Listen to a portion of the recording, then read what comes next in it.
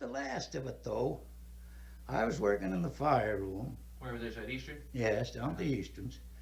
And they put Larry out in the yard just a little ways outside the fire room. And his work was to break up old boxes and barrels that bleach came in, or rosin, or boxes that anything. And the team, the man with the horse, would haul that out there and dump it. And he would load it, break it up, and load it onto trucks. These little cars that hold about a quarter, they run on tracks, And then they'd haul them into the fire room, and we'd burn them for fuel. And well, I used to go out and chat with him a whole lot, and when he was out there. But at the last of it, I think that he got muddled, kind of. His head got so full of that darn stuff.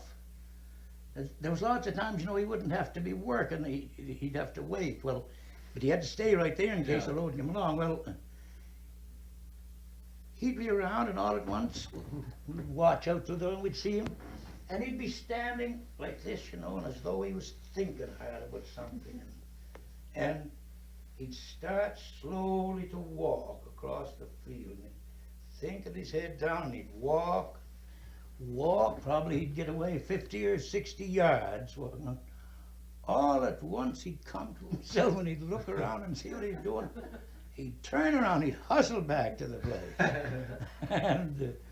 and his mind, I think, was kind of going bad on that. Well, it wasn't too long after that old Larry had to quit work, and he was getting old then. And so he passed on. And there was somebody, I don't know who it was, that came there and offered her $100 for the trunk, what stuff was in his trunk.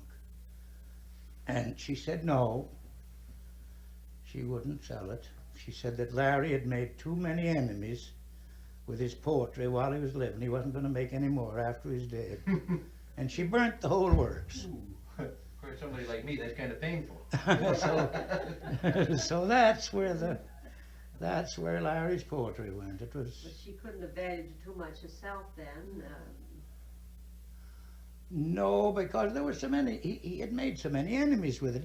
People like now poor old John McNamara. He didn't like that a bit. That darn poem he made about him after he'd gone to the lower regions.